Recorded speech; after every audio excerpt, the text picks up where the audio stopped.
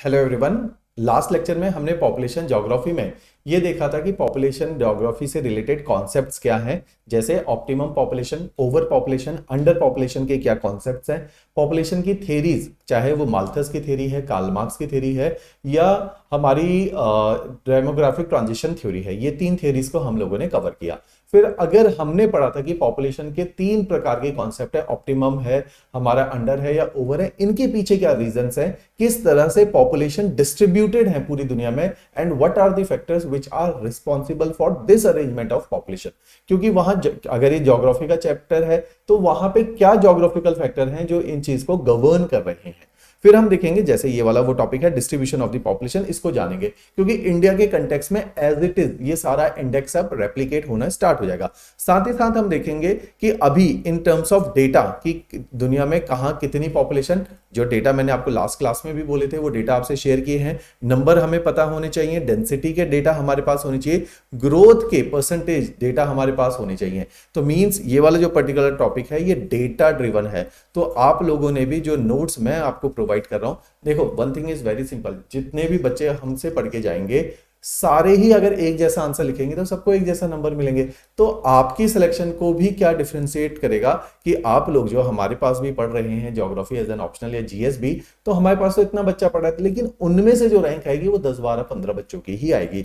तो मींस आपने मेरे द्वारा या किसी भी टीचर के द्वारा दिए गए नोट्स को थोड़ा सा अपने अकॉर्डिंग कस्टमाइज करना है, टेलर मेड करना है और उसको एनरिच करना है। इस शब्द को हमेशा याद रखना कि आपने कंटेंट एनरिचमेंट पे ध्यान देना है। पर्टिकुलरली जीएस में फिर भी उतना स्कोप नहीं है, लेकिन ऑप्शनल के लेवल पे आप किसी भी ऑप्शनल को पढ़ेंगे तो आपको उसमें अपने सेट ऑफ एग्जांपल्स डालने पड़ेंगे, अपना सेट ऑफ ऑब्जर्वेशन डालना पड़ेगा, अपने सेट ऑफ डेटा डालने पड़ेंगे। तो जितना ज्यादा आप इस तरह से उसको अपना बना लेंगे, कस्टमाइज कर लेंगे अकॉर्डिंग टू यू, तो उतने ज्यादा मार्क्स गेन करने की आपकी संभावनाएं बढ़ेंगी और बाकी लोगों से आपका कंटेंट थोड़ा सा डिफरेंट होगा। तो एनरिचमेंट की तरफ आप प्लीज ध्यान देना, पर्टिकुलरली इन सारे टॉपिक में, क्योंकि इनके अंदर डेटा और करंट बहुत ज्यादा एनरिच किया जा सकता है। फिजिकल ज्योग्राफी में सैचुरेशन था, उसमें इसके अलावा और कुछ एनरिचमेंट नहीं हो सकती थी अदर देन कि आप कुछ नया इनोवेटिव डायग्राम बना लो, माइंड मैप बना लो, फ्लो चार्ट बना लो। ये सब कुछ जिसको बोला जाता है कस्टमाइजेशन करना, ये आपको अपने अकॉर्डिंग करना ही पड़ेगा। ऑलराइट, तो ये वाले टॉपिक हम पढ़ेंगे। उसके बाद हम पढ़ेंगे कि डेवलप्ड और डेवलपिंग नेशंस की प्रॉब्लम्स क्या है। प्रॉब्लम जैसे मैंने लास्ट क्लास में भी आपको दिखाया था कि इस पर्टिकुलर डोमेन से सवाल आ चुका है, तो हमें देखना पड़ेगा कि किस तरह की समस्याएं हैं जो डेवलप्ड या डेवलपिंग नेशन फेस कर रहे हैं। इसमें भी आपके पास पूरा स्कोप है कि आप लोकलाइज्ड एग्जांपल, केस स्टडीज जिसको बोला जाता है, केस स्टडीज डालिए और अपने एग्जांपल्स बनाइए, डेटा उसके अंदर डालिए, करंट उसके अंदर डालिए। ऑलराइट, फिर हमने एक टॉपिक करना है माइग्रेशन का, इंपॉर्टेंट एस्पेक्ट है। कॉजेस क्या है, पैटर्न क्या है माइग्रेशन के और उसके कॉन्सिक्वेंसेस क्या है, पास्ट एंड प्रेजेंट माइग्रेशन क्या है, ये पैटर्न के ऊपर ही है। तो ये सारी चीजें हमें डिटेल में करनी है। तो अगर हम ये सारे टॉपिक आज कर लेंगे तो वी विल सी कि हमारा ज्योग्राफी ऑप्शनल का पॉपुलेशन ज्योग्राफी कवर हो जाएगा। फिर इसी के साथ इंडिया का जो पॉपुलेशन ज्योग्राफी है वो भी हम लोग कवर करेंगे अच्छे से। ऑलराइट, तो पॉपुलेशन ज्योग्राफी जैसा कि मैंने बोला था सबसे इंपॉर्टेंट है पूरे ह्यूमन ज्योग्राफी के अंदर, इसको अच्छे से कवर करेंगे। उसके बाद हमारे दो छोटे टॉपिक रह जाएंगे, settlement and your resource economic geography, जो काफी हद तक हम लोग ऑलरेडी कर चुके हैं। ठीक, तो उन दोनों में मैक्सिमम दो क्लासेस लगेंगे और उसको भी हम वाइंड अप कर लेंगे। चलिए जी, अब पॉपुलेशन ज्योग्राफी में सबसे पहला हम देखते हैं कि कौन से वो फैक्टर हैं जो दुनिया में पॉपुलेशन के डिस्ट्रीब्यूशन के लिए रिस्पॉन्सिबल है।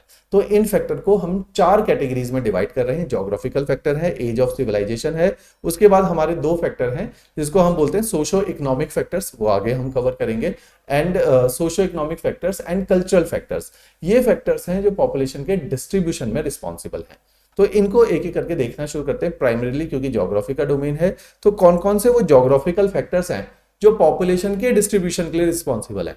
तो सबसे पहला फैक्टर अगर हम देखें जो पॉपुलेशन के डिस्ट्रीब्यूशन के लिए रिस्पॉन्सिबल है वो है क्लाइमेट। क्लाइमेट, क्योंकि क्लाइमेटोलॉजी हम लोगों ने कर लिया है तो वी नो कि जहां पे क्लाइमेट कंड्यूसिव होगा। आप देखिए अब इसमें कहां डेटा के ऑप्शन है, मैं आपको जो नोट्स दूंगा आपने नोट्स को अपने लेवल में एनरिच करना है।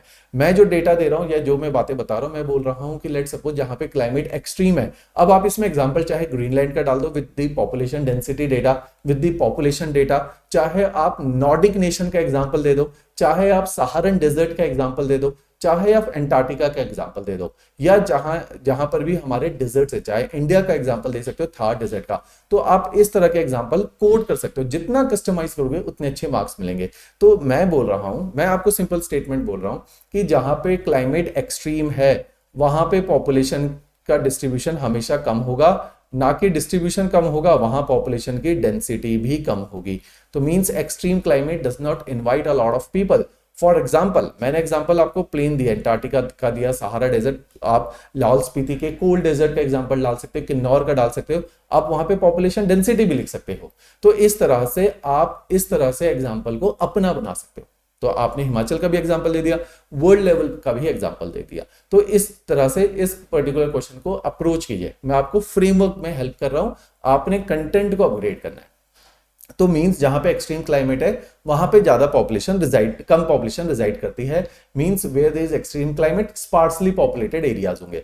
एग्जांपल 6-7 अपनी जेब में रखो। दूसरी बात, जहां पे क्लाइमेट कंड्यूसिव है वहां पॉपुलेशन ज्यादा रिजाइड करती है। फॉर एग्जांपल इंडिया से स्टार्ट करते हैं। इंडिया में जहां जहां पे कंड्यूसिव क्लाइमेट है, प्लेजेंटनेस है, ना ज्यादा गर्मी है ना ज्यादा सर्दी है, particularly in plains of India, और फैक्टर्स भी कंट्रीब्यूट करेंगे, लेकिन plains of India are very densely populated. क्यों? क्लाइमेट इज गुड, तो इसलिए pleasantness in climate is there, तो plains will be very very populated. Similarly in the grasslands of temperate areas, since climate is conducive, people will love to live there.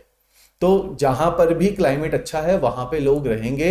Example ले सकते हैं, इसके साथ और example भी कोरिलेट होते हैं। हम अगर ऑस्ट्रेलिया का एग्जाम्पल लें, देखिए अगर फिजिकल फैक्टर देखेंगे, ये ग्रीनलैंड है, यहां पे लोग नहीं रहेंगे, ये साइबेरिया है, यहां पे लोग नहीं रहेंगे, एक्सट्रीम क्लाइमेट इज देयर।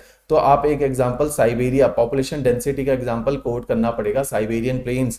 एक आप ग्रीनलैंड का एग्जांपल देख सकते हैं, एक आप ये जो कनाडा के नदर्न आइलैंड्स हैं इनका एग्जांपल कोट कर सकते हैं, ये जो नॉर्डिक नेशंस हैं आप इनका एग्जांपल कोट कर सकते हैं कि एक्सट्रीम क्लाइमेट इज देयर। आप अंटार्कटिका का एग्जांपल कोट कर सकते हैं कि क्योंकि अंटार्कटिका का क्लाइमेट एक्सट्रीम है, पीपल वहां नहीं रहेंगे। दूसरा एग्जांपल आप दे सकते हैं हमारे सहारन डेजर्ट का, कि यहां पे लोग नहीं रहेंगे, कैलिफोर्निया में लोग नहीं जाके रहेंगे, या पेरू डेजर्ट में लोग नहीं रहेंगे, नेबीब एंड कालाहारी डेजर्ट में लोग नहीं रहेंगे। ज्योग्राफी का क्वेश्चन है, ज्योग्राफिकल टर्मिनोलॉजी लिखनी है, स्टेट नहीं लिखना। स्टेट का मतलब है नेशंस के बारे में बात नहीं करनी, ज्योग्राफिकल वोकैबुलरी यूज करेंगे। Thar desert, Arabian peninsula, western part of Australia, यहां पे एक्सट्रीम क्लाइमेट है, तो people will not reside there. तो मीन जहां पे क्लाइमेट कंड्यूसिव है, people are going to live there. Now the conducive climate is, Australia के लोग ईस्टर्न पार्ट में रहेंगे क्योंकि क्लाइमेट इज कंड्यूसिव। चाइना में लोग ईस्टर्न पार्ट में रहेंगे, क्लाइमेट इज कंड्यूसिव। एग्जांपल आपने कोट करने अपने आप डेटा के साथ। यूएसए में ईस्टर्न पार्ट में लोग रहेंगे, कनाडा के ईस्टर्न पार्ट में लोग रहेंगे क्योंकि climate is conducive, meeting of cold and warm current है, क्लाइमेट ठीक हो जाता है। ऑलराइट, तो इस तरह से रिलेट करेंगे। In South America, climate is conducive. People are residing in the eastern part of the country. Central part के अंदर बहुत dense forest है. Dense forest means unpleasant climate है, hot and humid बहुत ज्यादा है. तो unpleasant climate is there. तो वहां पे लोग नहीं रहेंगे. Amazon forest के अंदर लोग जाके नहीं रहेंगे. Central part of Africa, climate is hot and humid. People will not live there. तो hot and humid climate में people does not like to live and reside. तो इस तरह से एग्जाम्पल कोट करते हुए आप चीजों को बताएंगे।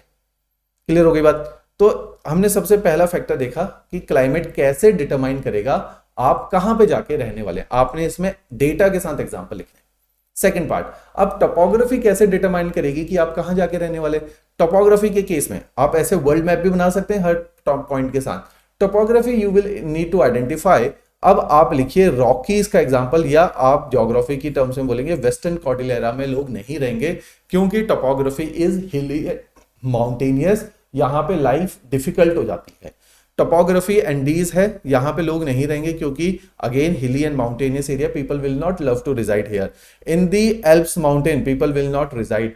इन the mountains of Himalayas and the mountain of central Africa people will not reside. तो इसीलिए इन जगहों पे population density is less. Example देंगे आप भूटान का, एग्जांपल देंगे आप इंडिया में माउंटेनियस बेल्ट का, particularly in the Kashmir region, in the upper areas of Himachal Pradesh, Uttarakhand. आप अरुणाचल का एग्जांपल देंगे कि कैसे 17 पर्सन पर स्क्वायर किलोमीटर की पॉपुलेशन डेंसिटी है अरुणाचल प्रदेश की, which is least among all the state. Sikkim की पॉपुलेशन डेंसिटी इसलिए कम है। तो आप विद डेटा एग्जांपल कोट करना शुरू करेंगे कि टोपोग्राफी अगर कंड्यूसिव नहीं है, माउंटेनियस है, people will not reside there. If the topography is plain, देखो टोपोग्राफी के दो पार्ट हो गए। चलो let's see in the colour of the pen. Topography में देखिए, या तो प्लेन की बातें करोगे आप, या तो फिर आप हिली एरिया की बातें करोगे, तो दोनों के एग्जांपल के साथ कोट करोगे। In plains areas you will see, अब एग्जांपल देखो वर्ल्ड के प्लेन्स एरिया के, आप बोलोगे इंडो गंगा ब्रह्मपुत्रा प्लेन्स, यहां पे पॉपुलेशन रिसाइड करेगी। In the Mississippi Missouri river plains people will live here. तो प्लेन इलाकों में लोग रहना पसंद करेंगे, चाहे वो मिसिसिपी मिजोरी रिवर हो, चाइना की हुआंगहो रिवर है, यांगजी रिवर है, या आपके अलग अलग सिविलाइजेशन जो कि प्लेन एरिया में डेवलप होते हैं। तो अगर यूरोप की भी जो पॉपुलेशन है वो स्टेपीज के ग्रासलैंड्स है, तो प्लेन एरियाज है, वहां पे जाके रिजाइड करेंगे। तो इस तरह से आप डेटा कोड करोगे कि where topography is plain people are residing in high number. तो आप एग्जाम्पल के साथ चीजों को समझाएंगे। तो human geography is all about relating it with the India and the world example. जितने ज्यादा डेटा एंड एग्जाम्पल कोड करोगे उतने मार्क्स मिलेंगे along with these kind of maps. तो ये ह्यूमन ज्योग्राफी की है। थर्ड फैक्टर जो डिटरमाइन करेगा कि आपकी पॉपुलेशन डिस्ट्रीब्यूशन कैसा होगा, that is the location. Location एक बहुत इंपॉर्टेंट पार्ट है। ये पार्ट एनसीईआरटी 12th क्लास की बहुत अच्छा दिया हुआ है, आपकी माजिद हुसैन साहब की किताब में भी बहुत अच्छा दिया हुआ है। लोकेशन के ऊपर आप 4-5 जो एग्जांपल कोट कर सकते हो कि Singapore is at the transportation on the oceanic transportation lanes, इसलिए Singapore is one of the most densely populated country of the world. Similarly Hong Kong की लोकेशन वाइज देखो, ताइवान की लोकेशन देखोगे, ये सारी जो हैं ये हाईवेज के ऊपर बने हुए लोकेशंस हैं, मींस ओशनिक हाईवेज जो होते हैं उनकी लोकेशन के ऊपर बने हुए सिटीज हैं, यहां पे पॉपुलेशन रिजाइड करेगी। तो होनोलुलु का जैसे हम एग्जांपल लेंगे कि मिड पैसिफिक ओशन के बीच का एक आइलैंड है, लेकिन वहां पॉपुलेशन रिजाइड कर रही है क्योंकि वो उस जंक्शन पे है जहां से जहाज आते जाते रहते हैं। तो location is going to determine your population size. अगर लोकेशन कंड्यूसिव नहीं है, रिमोटनेस है, people are not going to live there. आप एग्जांपल दे सकते हैं हिंदुस्तान की भी रिमोट लोकेशन का, जहां पहुंचना मुश्किल है वहां लोग नहीं रहेंगे। वर्ल्ड लेवल पे इसके और एग्जांपल दे सकते हैं, जैसे यूएसए में maximum population is residing in the north eastern part, क्योंकि ये लोकेशन वाइज यूरोप के पास है और यूरोप से मैक्सिमम माइग्रेशन यहां पे हुआ था। ऐसा नहीं है कि सेंट्रल यूएसए के अंदर क्लाइमेट बहुत खराब है, but people will not reside there, क्योंकि वो लोकेशन वाइज यूरोप से दूर था। तो लोकेशन वाइज लोग कनाडा में बसे, और पर्टिकुलरली इनके जो नाम भी रखे गए हैं वो ब्रिटिश कोलंबिया, इस तरह के जो नाम रखे गए हैं वो क्योंकि ये ब्रिटेन के करीब था या यूरोप के करीब था। People are residing in the eastern part. Similarly location wise देखा जाएगा तो चाइना में भी लोग देखोगे ईस्टर्न पार्ट पे ही रिजाइड करेंगे। तो location is a very important aspect. China में दूसरा केस भी है कि central part of China is desert, तो यहाँ क्लाइमेट भी गवर्निंग फैक्टर है, लेकिन किसी भी एक जगह में ज्यादा पॉपुलेशन के डिस्ट्रीब्यूशन में केवल एक फैक्टर रिस्पॉन्सिबल नहीं होता, multiple factors are there. Alright, तो इस तरह से हम लोकेशन के एग्जांपल देते हुए बोलेंगे कि अफ्रीका के हॉर्न ऑफ अफ्रीका में ज्यादा पॉपुलेशन रिजाइड करती है। Climate is one of the factor, the another factor is it's proximity with the Asian countries, जहां से लोग यहां माइग्रेट होकर गए हैं। तो लोकेशन के बेसिस पे ही लैटिन अमेरिका के अंदर अगर आप देखोगे पॉपुलेशन रिजाइड करती है इन the eastern part of Latin America, क्योंकि ये यूरोप के करीब था। तो people have migrated here and settled here. तो लोकेशन फिर एक इंपॉर्टेंट रोल प्ले करती है पॉपुलेशन के डिस्ट्रीब्यूशन का। आप इसमें लोकलाइज्ड एग्जांपल के साथ ही इसको समझाएंगे। क्लियर है बात। नेक्स्ट पॉइंट को हम देखते हैं कि सॉइल एंड वाटर, इनको एक साथ ही ले लेते हैं। सॉइल एंड वाटर एक इंपॉर्टेंट रोल प्ले करते हैं पॉपुलेशन के डिस्ट्रीब्यूशन का। आप सॉइल के केस में देख सकते हैं, हम इसको डायरेक्टली ग्रासलैंड से भी रिलेट कर सकते हैं, क्योंकि इन फ्यूचर ही सिविलाइजेशन, एज ऑफ सिविलाइजेशन के साथ भी कोरिलेट होता है। तो जहां जहां पर अच्छी सॉइल है, अच्छी सॉइल कहां पर है, जहां पे हमारे ग्रासलैंड है, चाहे वो टेम्परेट है या ट्रॉपिकल है, जैसे स्टेपीज हैं, पेम्पास हैं, या हमारे प्रेरीज के ग्रासलैंड है, या डाउन्स के ग्रासलैंड है, या वेल्ड के ग्रासलैंड है। यहां पे पॉपुलेशन डिस्ट्रीब्यूशन ज्यादा होगा, क्योंकि यहां पे ग्रासलैंड है, मींस एक तो प्लेन एरिया जो कि पहले भी हमने कोट किया था, दूसरा कि यहाँ की सॉइल बहुत कंड्यूसिव है। सॉइल अच्छी होगी तो पीपल यहाँ पे इनिशियल जो सिविलाइजेशन स्टार्ट हुए हैं वो एग्रीकल्चर से सिविलाइजेशन स्टार्ट हुए हैं, इसीलिए यहां पे लोग बसेंगे। तो means wherever there is a fertile soil, people will reside here. तो सॉइल के एंड वाटर के एग्जांपल को रिलेट करते हुए बताइए कि दुनिया के बड़े बड़े सिविलाइजेशन, चाहे वो नाइल वैली का सिविलाइजेशन हो या चाहे वो see this is the civilization of Nile valley, या अगर वो सिविलाइजेशन हो मेसोपोटामिया का या पर्जिया का या इंडिया का इंडस वैली सिविलाइजेशन है या ह्युआंगहो रिवर के अराउंड का सिविलाइजेशन है, ये सारे ही सिविलाइजेशन फर्टाइल रिवर वैलीज के अंदर जहां सॉइल अच्छी थी और जहां पानी पर्याप्त था। तो river valley and water will go hand in hand, यहीं पे सारे सिविलाइजेशन की नींव रखी जाएगी। तो इस तरह से आपने वर्ल्ड लेवल पे एग्जांपल कोट करने हैं। तो सॉइल के एग्जांपल, वाटर के एग्जांपल की जहां जहां पे रिवर्स हैं वहां पे सिविलाइजेशन फ्लरिश करेंगे, जहां जहां पे सॉइल अच्छी है वहां सिविलाइजेशन फ्लरिश करेंगे। ऑलराइट, तो इसके साथ सिविलाइजेशन के साथ आप इसे कोरिलेट कीजिए। एक टॉपिक है age of civilization. Age of civilization को समझिए, जहां पे अब मैं कहता हूं कि why China and India are heavily populated. China है, बांग्लादेश है, पाकिस्तान है, इंडिया है। कल जब हमने डेटा में देखा, यही वो सारी कंट्रीज बार बार निकल कर आ रही है जहां पे पॉपुलेशन डेंसिटी बहुत ज्यादा है। अच्छा, मैंने पहले भी बोला था इंडिया एंड इट्स नेबरहुड की डेंसिटी पॉपुलेशन आपको पता होनी चाहिए, पॉपुलेशन साइज आपको पता होना चाहिए, आपको नंबर कोड करना पड़ेगा रेफरेंसेस के लिए। साथ ही आपका साउथ ईस्ट एशिया का मैंने दिखाया, ईस्ट एशिया के बारे में देखा या साउथ एशिया जो कि पहले भी डिस्कस कर चुके, यहां पे पॉपुलेशन बहुत ज्यादा है। पॉपुलेशन डिपेंड करती है कि कितने समय से लोग यहां पे रह रहे हैं। तो आप एज ऑफ सिविलाइजेशन को कोरिलेट करोगे, ज्योग्राफी का आंसर है प्लिस्टोसीन आइस एज के साथ, क्योंकि आइस एज के अंदर सारा माइग्रेशन ट्रॉपिकल लैंड्स में हुआ है। टेम्परेट एरिया से लोग माइग्रेट करके ट्रॉपिकल एरियाज में आ गए थे, क्योंकि यहीं पर ही था जहां पे बर्फ नहीं थी। तो people are living here from many many thousand years. इसकी वजह से over a period of time यहीं पे ही पॉपुलेशन का एक्सप्लोजन होता है और यहीं पे पॉपुलेशन साइज बहुत ज्यादा देखने को मिलता है। तो फर्टाइल रिवर वैली भी इसमें से एक एग्जांपल है। दूसरा, लोकेशन वाइज ये ट्रॉपिकल लैंड है जहां पे age of civilization is very old. That's why India and China are most populous nation of the world. और पूरा साउथ एशिया, चाहे वो बांग्लादेश है, चाहे वो पाकिस्तान है, चाहे वो इंडोनेशिया है, यहाँ बहुत ज्यादा पॉपुलेशन रहती है, क्योंकि age of the civilization these are the tropical lands. यहाँ पे लोग बहुत लंबे समय से रह रहे हैं, along with the fertile river valleys, along with the fertile soil, यहाँ पे लोग रिजाइड करना पसंद भी करते हैं। तो ये सारे जो फैक्टर हैं ये कंट्रीब्यूट करते हैं पॉपुलेशन के डिस्ट्रीब्यूशन में। दूसरा फैक्टर जो पॉपुलेशन के डिस्ट्रीब्यूशन में बहुत इंपॉर्टेंट रोल प्ले करता है वो है इकोनॉमिक फैक्टर। इकोनॉमिक फैक्टर का मतलब है कि अगर कहीं पे मिनरल्स ज्यादा हैं, अब फिर इसमें आपने लोकलाइज एग्जांपल लिखने हैं, 12th क्लास एनसीईआरटी से भी मिलेंगे, माजिद हुसैन साहब की किताब से भी मिलेंगे, जहां पे आपके मिनरल्स बहुत अच्छे हैं वहां पे आपको काफी सारे लोगों की बसावट मिलेगी। फॉर एग्जांपल, अब आप वर्ल्ड के मिनरल्स भी बताएंगे और इसके अंदर आप छोटा नागपुर प्लेट्यू के एग्जांपल भी देंगे कि छोटा नागपुर प्लेट्यू में जहां पे माइनिंग रीजन्स हैं इंडिया के, वहां पॉपुलेशन साइज बहुत ज्यादा है।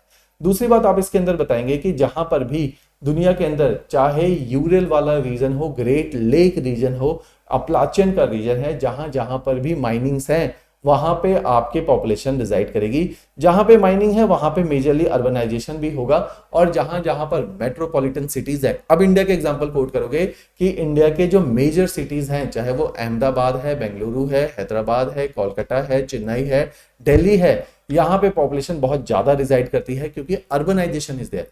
तो अगर यूरोपियन नेशन का एग्जांपल दोगे तो बड़े बड़े शहरों के एग्जांपल लिखो। अगर अर्बनाइजेशन के अंदर टोक्यो का एग्जांपल लिखो, मैक्सिको सिटी का लिखो, ब्राजील की कैपिटल है, ये वर्ल्ड के सबसे पॉपुलर सिटीज हैं। ताइवान का एग्जांपल लिखो, हांगकांग का एग्जांपल लिखो, जहां पे केवल अर्बनाइजेशन है। हांगकांग, ताइवान के अंदर, सिंगापुर के अंदर ये छोटे छोटे शहर हैं, कोई रूरल पॉपुलेशन नहीं है, प्योर अर्बन एरियाज है। तो यहाँ पे population density is very high.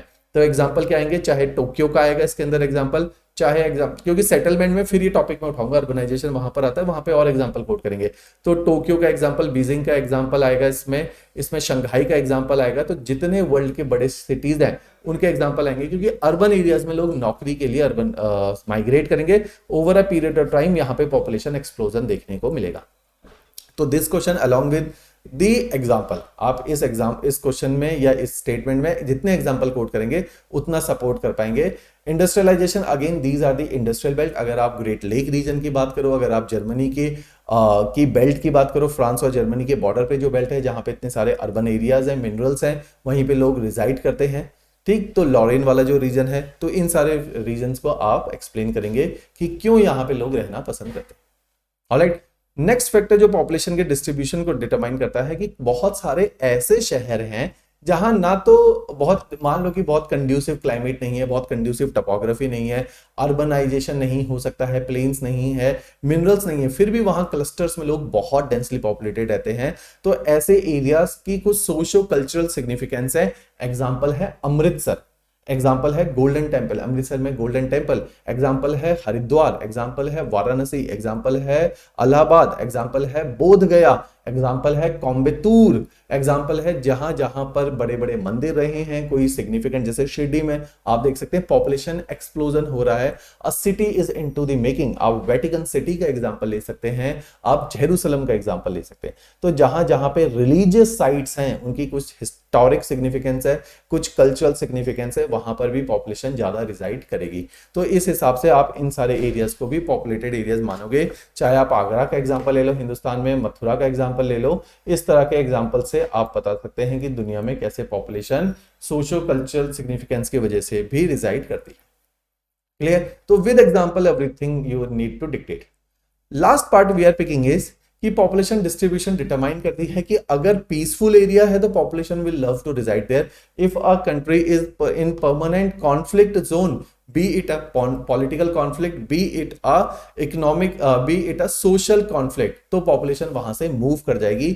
आप इसके अंदर रीसेंट एग्जांपल, माइग्रेशन में भी सेम एग्जांपल आते हैं। सीरिया का कोट करोगे, इसमें रोहिंग्याज मुस्लिम के माइग्रेशन की बात करोगे, इसके अंदर बांग्लादेश से हिंदुस्तान में 1 करोड़ लोग माइग्रेट कर गए थे इन 1960s एंड 70s, क्योंकि कॉन्फ्लिक्ट जोन्स हैं। तो जहां जहां पे कॉन्फ्लिक्ट जोन है, चाहे वो अफगानिस्तान है, चाहे वो सीरिया है, चाहे वो इराक है, people will migrate out from there और वहां पे पॉपुलेशन घट जाएगी। तो over a period of time आप देखोगे कॉन्फ्लिक्ट जोन में कोई रहना पसंद नहीं करता, everyone want to live in peace and harmony.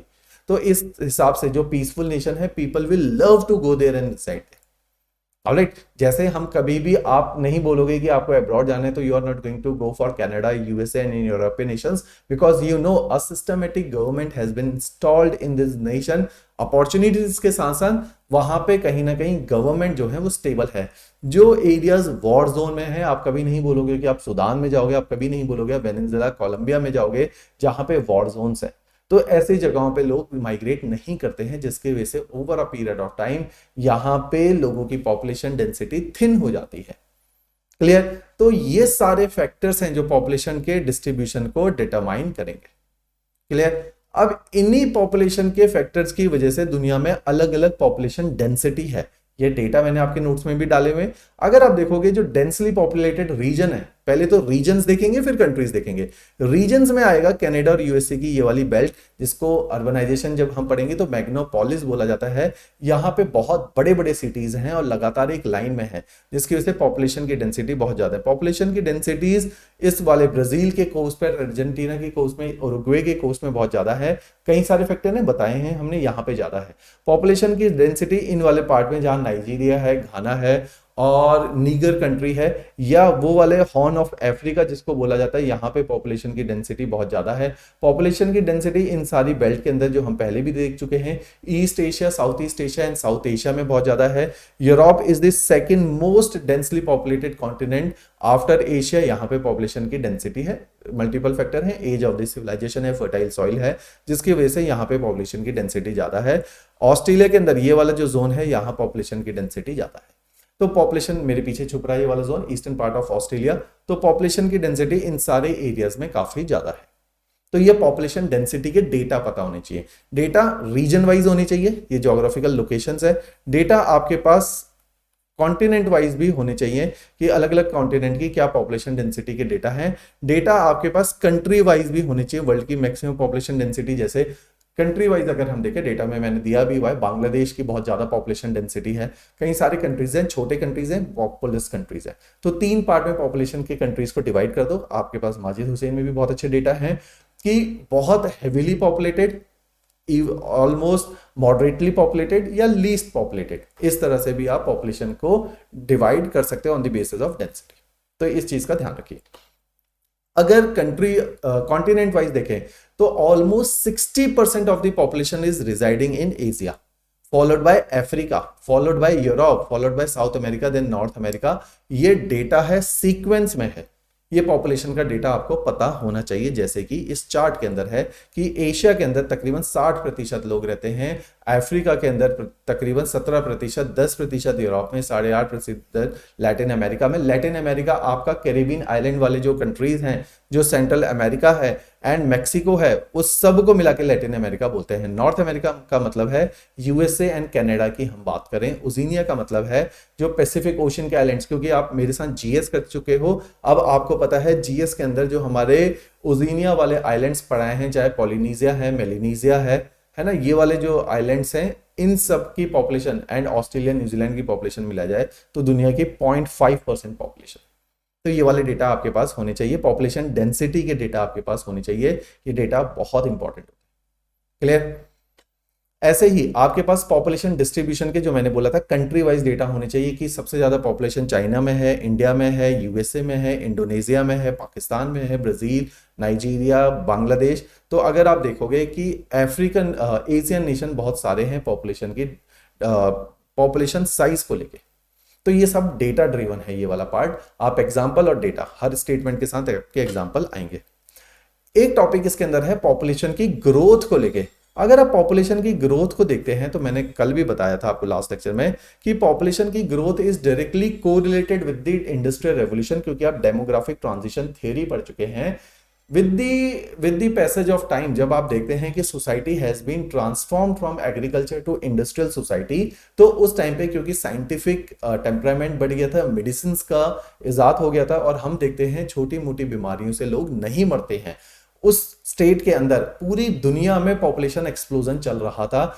European society में पॉपुलेशन एक्सप्लोजन आज से 200 साल पहले हो चुका है, क्योंकि इंडस्ट्रियलाइजेशन, मेडिकल फैसिलिटीज, याद रखिए अफ्रीकन, एशियन, लैटिन अमेरिका, ये 3 एरियाज हैं जहां अब पॉपुलेशन एक्सप्लोजन विटनेस हो रहा है, क्योंकि यहां industrial revolution post colonial time frame आया है वर्ल्ड वॉर सेकंड के बाद। देखिए वर्ल्ड हिस्ट्री के साथ कोरिलेट करिए, सेकंड वर्ल्ड वॉर के बाद आपका इन सारे नेशंस के अंदर डीकोलोनाइजेशन हुआ। इन्होंने अपनी सरकारें बनाई, मेडिकल फैसिलिटीज के ऊपर काम किया, यूनाइटेड नेशन ने अपने रोल को एक्सपेंड किया, WHO स्टैब्लिश हुआ, food and agriculture organization establish हुई, लोगों को फूड सिक्योरिटी मिली, मेडिकल एम्यूनिटीज मिली, जिसकी वजह से इन सारे कॉन्टिनेंट के अंदर Latin America, Africa and Asia के अंदर पॉपुलेशन एक्सप्लोजन 1950s के बियॉन्ड फिनोमिना है।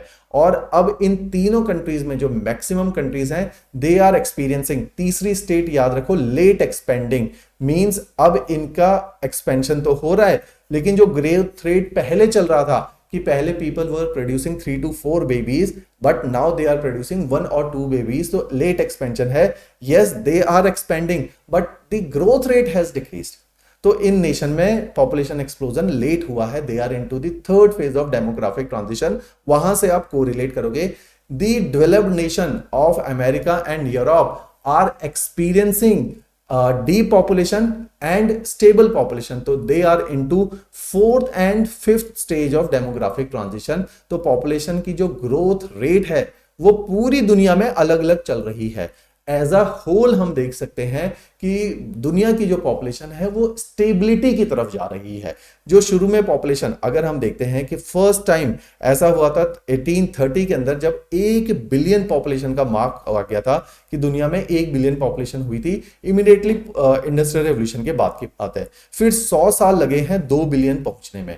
जो पहले आप देखोगे 2-3 हजार साल में 1 बिलियन पॉपुलेशन हुई थी, वो एक नई बिलियन, 1 बिलियन एक्स्ट्रा जो ऐड हुई उसमें 100 साल लगे।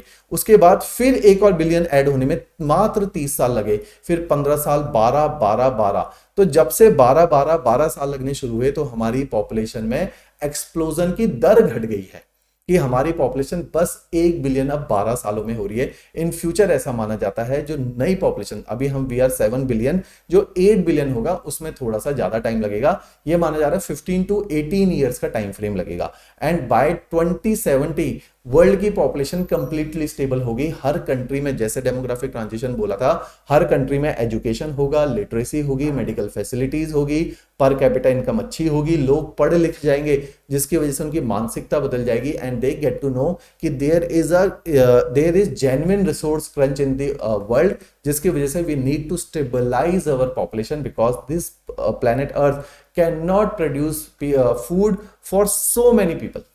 ऑलराइट, तो इस तरह से पॉपुलेशन ग्रोथ को भी हमें समझना पड़ेगा कि ग्रोथ जो पहले हो रही थी वो ग्रोथ की दर घट रही है वर्ल्ड लेवल पे, कॉन्टिनेंट कॉन्टिनेंट वाइज वेरी करेगा ये। क्लियर होगी बात?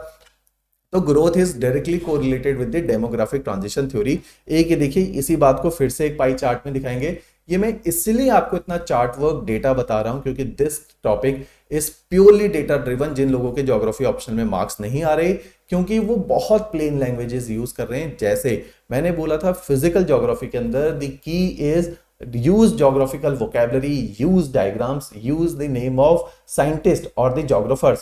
But in paper part 2 of paper 1, that is human geography, you are supposed to correlate with your current affair and data and example. जितना आप एग्जाम्पल देंगे, India और global example देंगे, जितना डेटा डालेंगे, जितना करंट अफेयर डालेंगे, you are going to get good marks. Alright, तो पॉपुलेशन का देखिए, जो डेटा मैं आपको बोल रहा था कि पॉपुलेशन पहले जो है 100 साल में डबल हो गई, 1 बिलियन ऐड हो गया। फिर लगातार ये जो नया बिलियन ऐड हो रहा था इसमें 33 साल, 15 साल, 12 12 12, now the next projection is अब 13 साल लगेंगे, फिर 14 लगेंगे, फिर 18 लगेंगे, और धीरे धीरे अगर आप देखोगे जो पॉपुलेशन बढ़ भी रही है उसकी दर घटने लग गई है। तो इस तरह से एक प्रोजेक्शन है यूनाइटेड नेशन की। क्लियर?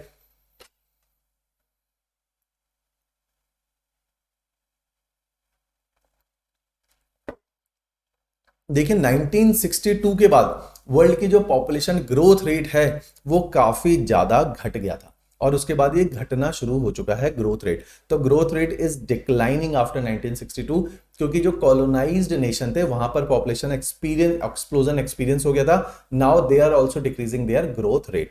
अब ग्रोथ रेट को देखिए, वर्ल्ड के कुछ कंट्रीज हैं जो एक्सेप्शनल है, जहां अभी भी हाई ग्रोथ रेट चल रहा है। जैसे हिंदुस्तान का ग्रोथ रेट इज 2.1%, मींस हर साल केवल 2.2% की बढ़ोतरी हो रही है पॉपुलेशन की। लेकिन कुछ नेशंस, इनके नाम आपको याद रखने होंगे विद डेटा। ओमान, ये नेशंस कौन से हैं? Gulf nation. अब देखिए, जहां पर हमने कार्ल मार्क्स और माल्थस को क्रिटिसाइज किया था कि कार्ल मार्क्स और माल्थस बोलते थे, उन्होंने यूनिवर्सल कर दिया था। माल्थस करता था कि लोगों की पॉपुलेशन बढ़ेगी ही, बिकॉज दो फैक्टर थे, हर किसी को खाना चाहिए and people will be involve in sex, जिसकी वजह से पॉपुलेशन एक्सप्लोजन होगा। कार्ल मार्क्स कहता है कि इस तरह से हम अप्रोच नहीं करेंगे पॉपुलेशन एक्सप्लोजन को। कार्ल मार्क्स बोलते हैं कि पॉपुलेशन इसलिए एक्सपैंड हो रही है क्योंकि the society has been divided into have and have nots, and these have nots, these proletariat class is increasing their population because they are looking for more working hand.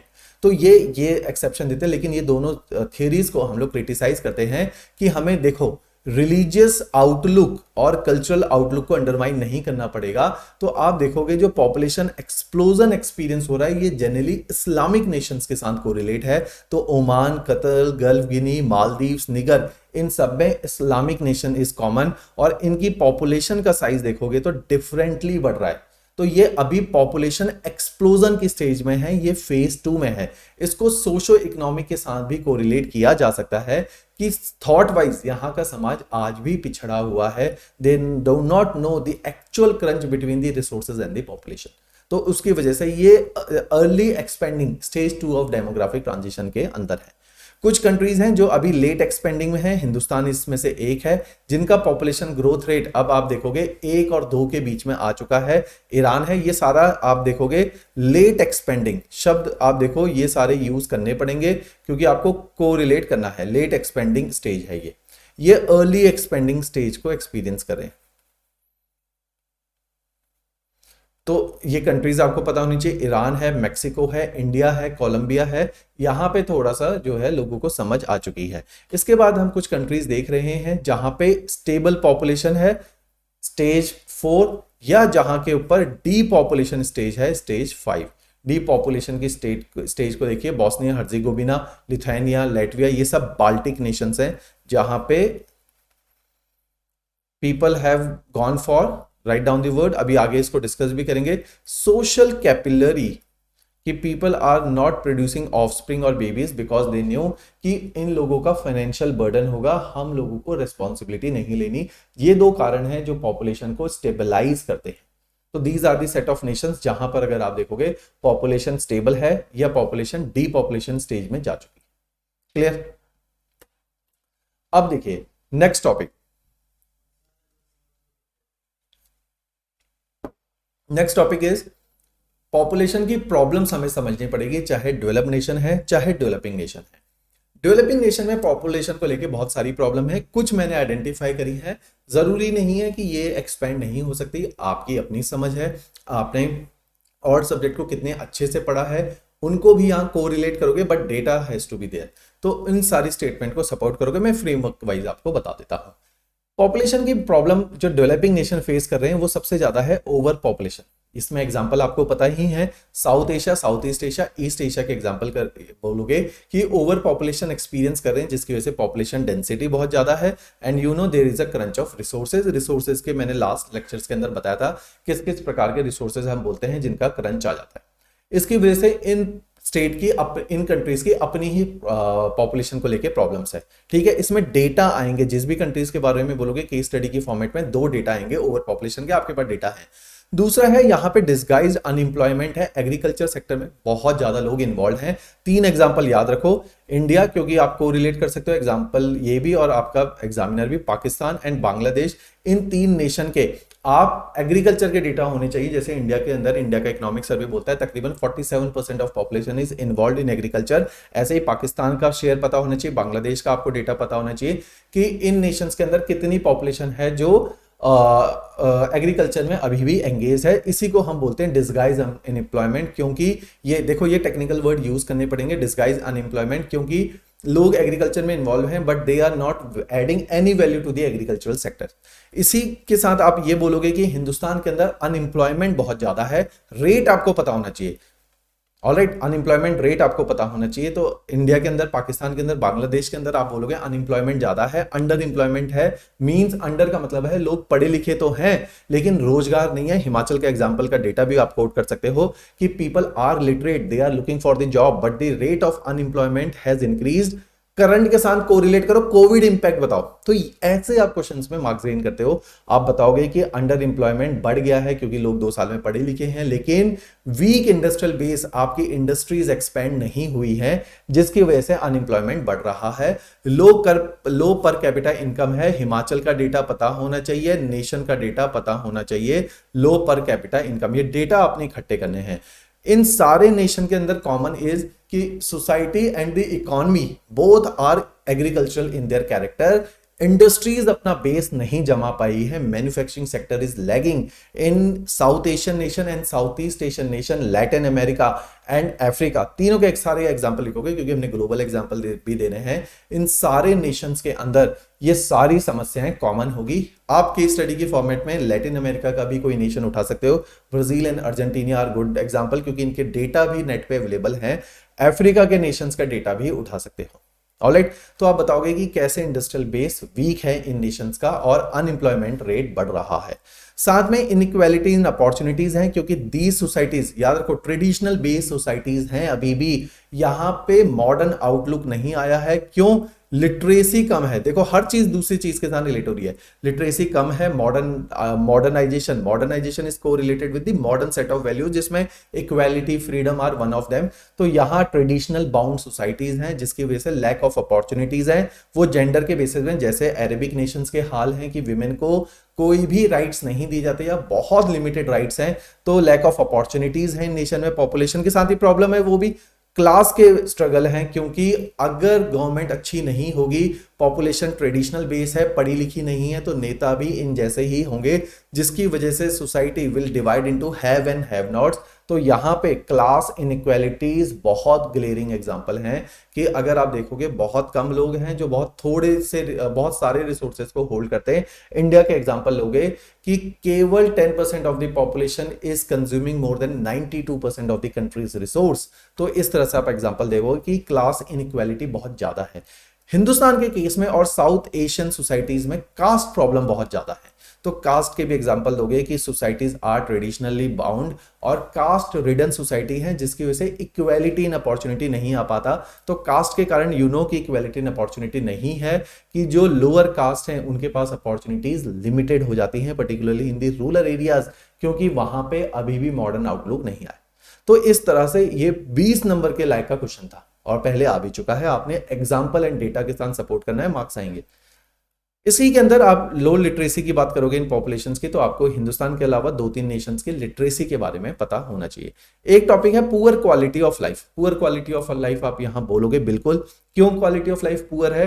क्योंकि यही वो Nations हैं जिसमें environmental degradation है, यही वो Nations हैं जो ओवर पॉपुलेटेड है, यही वो नेशन है जहां रिसोर्सेज का क्रंच है, यही वो नेशन है जहां पर कैपिटा इनकम बहुत कम है, यही वो नेशन है जहां करप्शन है। करप्शन भी इसमें एक टॉपिक आ सकता था, करप्शन है।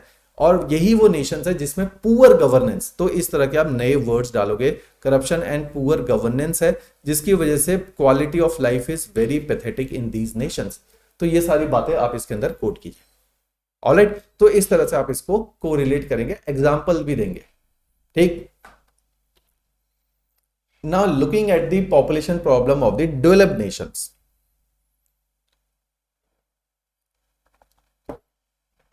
डेवलप्ड नेशंस के अंदर पॉपुलेशन को लेकर उतनी ज्यादा समस्या नहीं है, क्योंकि दीज आर डेवलप्ड नेशन, तो यहाँ पे डेवलपमेंट है, रिसोर्सेज है, पढ़ी लिखी जनता है।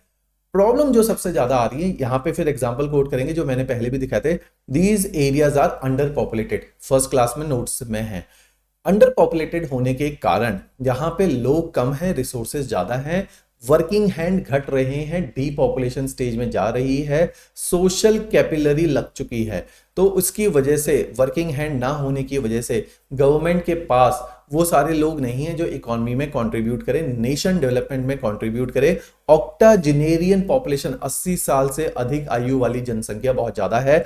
Glaring example is USA, Russia, Japan, Germany, जहां पे लोगों की लाइफ एक्सपेक्टेंसी 90 ईयर्स तक है और वहां पे यंग पॉपुलेशन नहीं रही, सब बूढ़े हो चुके हैं, जिसकी वजह से government is having high spending on health care and pension. यहां पे इतना ज्यादा खर्चा है पेंशन एंड हेल्थ केयर का कि लोगों के को लगातार वर्किंग लोगों की जरूरत है जो टैक्स को पे करे और गवर्नमेंट के सोर्सेस को बढ़ाए। तो this is the problem government are facing in these nation, this is the problem societies are struggling in these nation की पॉपुलेशन। अब यहां पे पॉपुलेशन पिरामिड को आप रिलेट करोगे कि यहां पे इन्वर्टेड पॉपुलेशन पिरामिड है। पॉपुलेशन कॉम्पोजिशन मिसलेनियस टॉपिक में मैं कवर करूंगा, क्योंकि आपका एक्सप्लिसिटली सिलेबस में नहीं लिखा, लेकिन मेरी नजर में ये इंपॉर्टेंट है। तो एक बार हम सिलेबस को वर्बिटिमली कवर कर लेते हैं। वर्बिटिमली मींस जो एक्सप्लिसिटली मेंशन्ड है, फिर इन बिटवीन द लाइन पढ़ते हुए मैं कुछ वैल्यू एडिशनल लेक्चर लास्ट में डाल दूंगा, जिसकी वजह से हमारे और दायरा थोड़ा सा ऑप्शनल का बढ़ जाएगा। ऑलराइट, तो इस तरह से चलेंगे। पहले हम वर्बिटिमली सिलेबस को वाइंड अप करते हैं।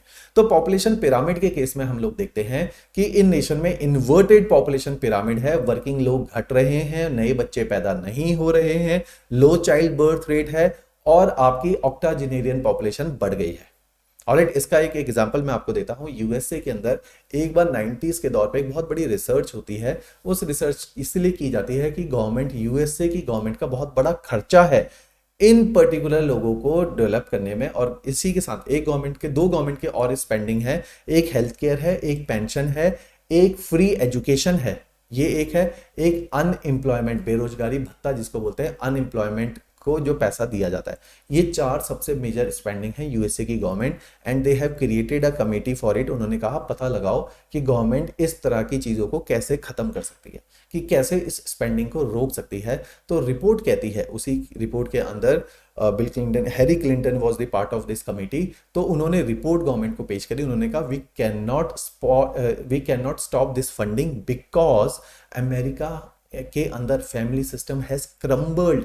मीन्स वो कहते हैं ग्रेट डिप्रेशन के पास 1930s में, जब हमने कीनियंस फॉर्म ऑफ डेवलपमेंट करी थी। एक इकोनॉमिस्ट है कीन्स, ये ब्रिटिश इकोनॉमिस्ट है, जिन्होंने बताया था कि ग्रेट डिप्रेशन से कैसे उभरें, क्योंकि उस टाइम पे pure capitalist format of government होती थी। ध्यान से सुनो, इकोनॉमिक्स का कॉन्सेप्ट है, pure capitalist format of government होती थी। और जैसे ही डिप्रेशन आया, लोग बेरोजगारी, भूखमरी से मरने लग गए, तो गवर्नमेंट हैज रियलाइज, उन्होंने अपने को कस्टमाइज किया और थोड़े से सोशलिस्ट आइडियाज को पिक किया, जो कि रशिया के थे, क्योंकि ग्रेट डिप्रेशन में रशिया को कोई इंपैक्ट नहीं आया था।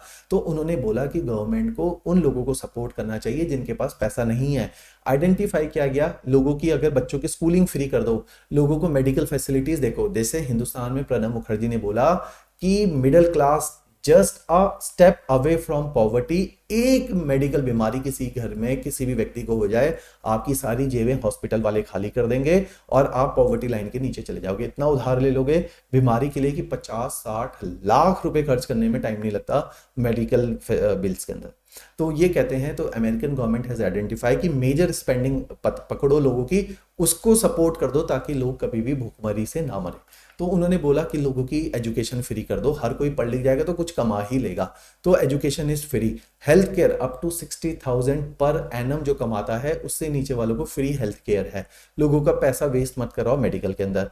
फिर उन्होंने बोला जो बूढ़े हो जाते हैं उनको पैसा दो ताकि वो जिंदा रहें और अच्छे से रहें। तो इस तरह से 3-4 आइडेंटिफाई किए जहां पे गवर्नमेंट स्पेंड करेगी पैसा, और बेरोजगारी भत्ता देते रहो, अनएम्प्लॉयमेंट। जो हिंदुस्तान में अंग्रेज आप घूमते हुए देखोगे यूरोप के और अमेरिका के, वो वही लोग हैं जो उस पैसे में जो गवर्नमेंट बेरोजगारी भत्ता देती है वो कम होता है। हिंदुस्तान में कितना मिलता है, कहीं पे 500 रुपए, कहीं पे 1000 रुपया, स्टेट गवर्नमेंट का पैरोगेटिव है। तो वहां पर जो बेरोजगारी भत्ता मिलता है, अनएम्प्लॉयमेंट फंड मिलता है, वो उन सोसाइटीज में रहने के लिए पर्याप्त नहीं है, क्योंकि इन सोसाइटी की क्या है, हाई कॉस्ट ऑफ लिविंग। क्योंकि हाई कॉस्ट ऑफ लिविंग है, वो ऐसे नेशंस में आ जाते हैं, डेवलपिंग नेशन में आ जाते हैं जहां पे $1 60, 70, 75 रुपए का भी है, तो उनकी करेंसी मल्टीप्लाई हो जाती है और वो यहाँ अच्छे से रह सकते हैं उस पैसे में। तो इसलिए वो हिंदुस्तान आते हैं, साल में एक बार जाते हैं, रिन्यू कराते हैं कि वो मर गए या जिंदा हैं, और वापस आके फिर रहने लग जाते हैं। इसलिए लगातार आप देखोगे वो स्लीपर क्लास से ट्रेवल कर रहे हैं, धक्के खाते हुए ट्रेवल कर रहे हैं, क्योंकि पैसा तो है, उतना नहीं है कि वो लग्जरी से एक साल ऐसे जिए। ऑलराइट, तो इस तरह से वहां की गवर्नमेंट बहुत ज्यादा पैसा खर्च कर रही है। तो दी कमेटी हैज आइडेंटिफाइड कि इसको क्यों नहीं खत्म कर सकते। वो कहते हैं क्योंकि ये सारा वो खर्चा है जो फैमिली बियर करती है, क्योंकि आफ्टर 1930s आपने हेल्थ केयर पे खर्चा किया, आपने बच्चों की पढ़ाई पे खर्च किया, आपने अनएम्प्लॉयमेंट पे खर्च किया। अब इससे जो इंपैक्ट आया वो आया social impact. You had sabotage the family system, क्योंकि फैमिली जो सेविंग्स करती है और फैमिली जो एक साथ रहती है उसके पीछे कारण होता है इकोनॉमिक। बच्चों को पढ़ाना है, बूढ़े माँ बाप की सेवा करनी है, इसलिए बूढ़े माँ बाप बच्चों को पढ़ाते हैं क्योंकि फ्यूचर में वो उनको पालें और उनके बुढ़ापे में ध्यान रखें। तो कहता है जो ये जो सिस्टम है ये आपने तोड़ दिया है, क्योंकि आपने फैमिली के हर मेंबर को खुद सपोर्ट कर दिया। तो क्योंकि गवर्नमेंट ने हर मेंबर को सपोर्ट कर दिया, पढ़ने के बाद माँ बाप बच्चे को घर से निकाल देते हैं। बूढ़ों को क्योंकि गवर्नमेंट पाल सकती है तो और कोई नहीं पालता है। तो means with the passage of time you had sabotage the family system in America. Now you can not replace that system, और या आप उसको रीइंस्टॉल नहीं कर सकते। तो इस तरह से अगर आप देखोगे गवर्नमेंट फंस गई है कि इन नेशंस के अंदर अब गवर्नमेंट को लगातार ये स्पेंडिंग करनी पड़ेगी, क्योंकि people are not living together. Hindustan में बूढ़े माँ बाप को साथ रखा जाता है क्योंकि उनकी हेल्थ केयर का ध्यान रखा जाता है। हम लोग सेविंग करते हैं क्योंकि हमें पता है कि कभी भी कुछ होगा तो वी नीड सेविंग्स। बच्चों की पढ़ाई के लिए सेविंग रखी जाती है। तो इस तरह से there is a culture of saving in American society since government is ensuring everything. तो people are not going for saving model. इसलिए आप देखोगे यूरोपियन और अमेरिकन सोसाइटी में, क्योंकि कीन्स के मॉडल के अकॉर्डिंग ये गए थे, तो यहाँ पे अब सेविंग कल्चर भी इरोड हो गया है। ऑलराइट, क्योंकि government is giving backing for everything. Got the idea? Now coming to the third aspect of population problem here, class की बहुत ही ह्यूज इनइक्वालिटी।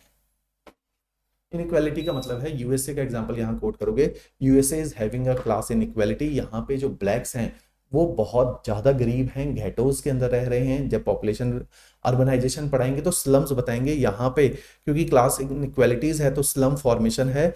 इन स्लम्स में मैक्सिमम ब्लैक पीपल रह रहे हैं, अफ्रीकन माइग्रेंट्स रह रहे हैं। यूएसए के अंदर जो 2-3 जनरेशन पहले लेबर को लाया गया था प्लांटेशन के लिए, यूरोप के अंदर जो ब्लैक्स बाद में पहुंचे थे, तो they are living in the slums. और इसलिए even USA, UK, France, Paris, Spain के जो बिग सिटीज भी हैं, they are not a safe city, क्योंकि ये लोग गरीब हैं। जैसे हिंदुस्तान के अंदर क्या है कि अनएम्प्लॉयमेंट है तो क्राइम है, similarly in the society there is a high rate of crime. और उस हाई रेट ऑफ क्राइम की जो रिस्पॉन्सिबिलिटी है, it is a social problem, क्योंकि लोग बेरोजगार हैं, अनपढ़ हैं, ब्लैक हैं, तो उनके साथ इस तरह की जाति हो रही है। तो इन इक्वालिटी ऑफ अपॉर्चुनिटी तो यूएसए और यूरोपियन सोसाइटीज में भी है, जिसकी वजह से बोलते हैं हम class inequality is there, slum formation is there, crime is there. अगर आप देखोगे शाम के बाद लोग स्ट्रीट्स में नहीं निकलते, क्योंकि वहां पे भी पुलिस के प्रोविजन उतने ज्यादा नहीं है सब अर्ब्स के अंदर, आउटस्कर्ट्स के अंदर, जिसकी वजह से crime rate is high. Alright, तो क्लास इनइक्वालिटी की वजह से ये सारी प्रॉब्लम पॉपुलेशन की आ जाती है। स्लम्स हैं, क्लास इनइक्वालिटी है, अनएम्प्लॉयमेंट है, क्राइम रेट है। क्लियर। एक और है कि यहां क्योंकि अर्बन पॉपुलेशन बहुत ज्यादा है तो आप परसेंटेज निकालेंगे, यूएसए में अर्बन पॉपुलेशन के आप परसेंटेज निकालेंगे, 3-4 कंट्रीज के केस स्टडी निकालेंगे, इनकी अर्बन पॉपुलेशन को देखेंगे तो वहां पे देखोगे अर्बन एरियाज यूएसए की, जैसे हमने पहले भी देखा था, maximum of the USA population is residing in the north eastern part of USA, megalopolis है, ऑस्ट्रेलिया में north eastern part of USA है, चाइना में north eastern part of China है, ईस्टर्न पार्ट ऑफ चाइना है।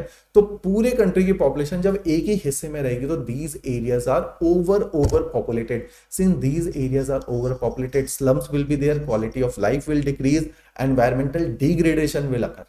So these areas, urban areas are highly populated areas. In future यहीं पर ही आपकी क्वालिटी ऑफ लाइफ भी डिक्रीज होगी और कॉस्ट ऑफ लिविंग इंक्रीज होगी। New York, Tokyo are considered, Beijing, Shanghai are considered one of the costliest city of the world, Singapore, Taiwan, जहां जहां भी हाई पॉपुलेशन के भी एग्जांपल दिए, these are very very costly cities. क्यों? क्योंकि अगर बहुत ज्यादा पॉपुलेशन है, rent will increase, everything is going to increase that. Alright, तो ये सारी problems urban society, developed nation societies की पॉपुलेशन की प्रॉब्लम्स है। इनको लिख लीजिए क्योंकि आपके नोट्स में थोड़ा सा इसमें से वेरिएशन है। ऑलराइट, ये नए पॉइंट्स हैं, इनको लिख लीजिए, इनको डेवलप कीजिए, इन टॉपिक्स में थोड़ा सा आपको काम करना पड़ेगा। Got the point? Now coming to the last part of the chapter, that is migration. Migration as a topic को हम समझते हैं। Migration is basically the movement of people. This is, अभी यहाँ पे इंटरनेशनल माइग्रेशन को समझ रहे हैं, जब इंडिया पढ़ेंगे तो इंडिया के माइग्रेशन के कॉन्टेक्स्ट को समझेंगे। तो इस माइग्रेशन के अंदर हम देखते हैं कि there are 2 factors which play their role in migration. One factor has been known as push factor, the another one is known as pull factor. कि लोग एक जगह से दूसरी जगह माइग्रेट करेंगे तो कुछ फैक्टर होंगे जो उन्हें खींच रहे होंगे, कुछ फैक्टर होंगे जो उन्हें धकेल रहे होंगे। तो जो फैक्टर उन्हें खींच रहे होंगे, उन फैक्टर्स को समझिए कि शहरों की तरफ, जनरली लोग शहरों की तरफ भागते हैं कि यहाँ पे अच्छा जो है अर्बन एमिनिटीज है, लोग अर्बन एमिनिटीज की तरफ भागते हैं। फॉर एग्जाम्पल, मैं यूएसए जाना चाहता हूँ, मैं रशिया जाना चाहता हूँ, मैं उन नेशंस में जाना चाहता हूँ जहाँ अर्बन एमिनिटीज हैं, जहां पे एमिनिटीज हैं, अपॉर्चुनिटीज है। तो बेसिकली जो माइग्रेशन है वो एमिनिटीज के लिए हो रहा है, माइग्रेशन अपॉर्चुनिटीज के लिए हो रहा है। अपॉर्चुनिटीज इकोनॉमिक है कि ज्यादा पैसा कमाना है, अच्छे से जीवन गुजारना है, एमिनिटीज है तो क्वालिटी ऑफ लाइफ है। तो इन लोगों के लिए लोग माइग्रेट होते हैं। तो पुल फैक्टर क्या है उन जगहों की, क्यों वो जगहें मुझे खींच रही हैं? क्वालिटी ऑफ लाइफ अच्छी है, इकोनॉमिक अपॉर्चुनिटीज ज्यादा है, यहां पे पुल फैक्टर काम करेगा। Employment is one of that. Push factor है, मेरे वहां पे कॉन्फ्लिक्ट है, एक पुल फैक्टर ये भी है। Third is peace, peace and harmony है कंट्री के अंदर, तो भी मैं वहां जाऊंगा। मेरे वहां कॉन्फ्लिक्ट है, मैं माइग्रेट कर जाऊंगा। मैं सीरिया में रहता हूं, मैं रोहिंग्या मुस्लिम हूं, या मैं अफगानिस्तान में रहता हूं, आजकल यूक्रेन क्राइसिस है, मैं यूक्रेन में रहता हूं, तो पीपल आर माइग्रेटिंग। अगर मैं कॉन्फ्लिक्ट जोन में हूं, मैं माइग्रेट करूंगा। अगर मेरे घर, अगर लोग जैसे गांव से शहरों में क्यों आते? अगर मेरे वहां एमिनिटीज अच्छी नहीं है, मेरे वहां हेल्थ, एमिनिटीज का मतलब क्या है? स्कूलिंग। एमिनिटीज का मतलब क्या है? Health care. एमिनिटीज का मतलब है एंटरटेनमेंट। एमिनिटीज का मतलब है ट्रांसपोर्ट एंड कम्युनिकेशन सिस्टम। अगर ये एमिनिटीज नहीं है, रोड नहीं है, रेलवे नहीं है, एंटरटेनमेंट नहीं है, अगर मेरे वहां पे हेल्थ केयर नहीं है, स्कूल नहीं है, मैं माइग्रेट कर जाऊंगा नेक्स्ट जनरेशन के बारे में सोचते हुए। तो इसलिए लोग एमिनिटीज की वजह से माइग्रेट हो जाते हैं। लोग माइग्रेट हो जाते हैं अगर वहां पे एम्प्लॉयमेंट अपॉर्चुनिटीज नहीं है, लोगों के पास रोजगार नहीं है, तो लोग माइग्रेट हो जाते हैं रूरल एरियाज में। इसलिए लोग माइग्रेट होते हैं क्योंकि रोजगार नहीं है। People are engage in disguised form of unemployment, agriculture कर रहे हैं, तो वो नौकरी के लिए माइग्रेट हो जाते हैं। मैं अमेरिका चला जाता हूँ, मैं बेंगलोर चला जाता हूँ, नोएडा चला जाता हूँ, मुंबई चला जाता हूँ, just to get an job. तो लोग माइग्रेट हो जाते हैं।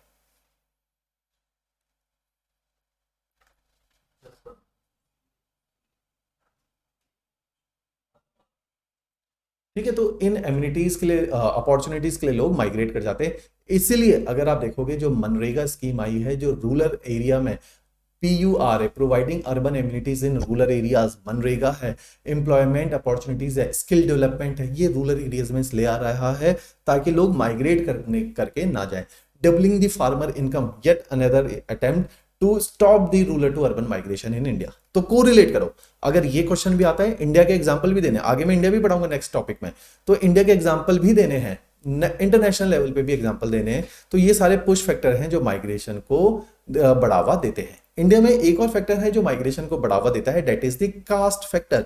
क्योंकि urban rural societies are caste bound societies, traditional outlook है, वहां पे लो कास्ट को, सो कॉल्ड लो कास्ट को शायद उतनी रिस्पेक्ट नहीं मिलती, इसलिए वो लोग वहां से माइग्रेट हो जाते हैं ताकि वो इक्वालिटी फील आए। शहरों के अंदर आपकी रिस्पेक्ट मेरिट और पैसे के बेसिस पे होती है, इसलिए वो लोग माइग्रेट करके शहरों में आ जाते हैं। तो इन सारे फैक्टर की वजह से लोग माइग्रेट हो जाते हैं।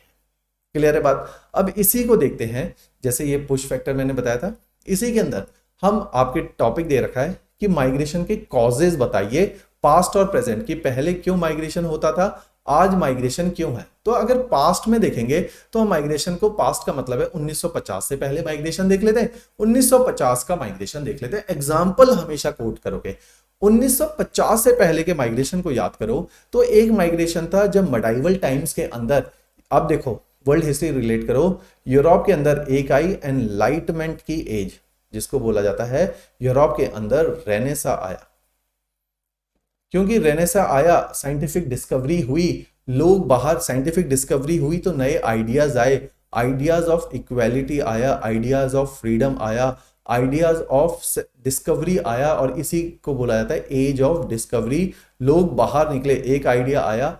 और पहले चर्च बोलते थे दुनिया गोल नहीं है, आप थोड़ी सी दूर जाओगे और गिर जाओगे। वो कहते हैं दुनिया गोल है, मींस आप थोड़ी सी दूर जाओगे आपका पानी का जहाज गिर जाएगा, क्योंकि गोल में इस तरह से टेंजेंट आता है, तो इसलिए लोग बाहर नहीं निकलते थे। लेकिन बाद में बोला गया यार दुनिया गोल है लेकिन दुनिया बहुत बड़ी है, आप गिर नहीं जाओगे, there is a force of gravity जो आपको पकड़ के रखता है, तो आप बाहर निकलो।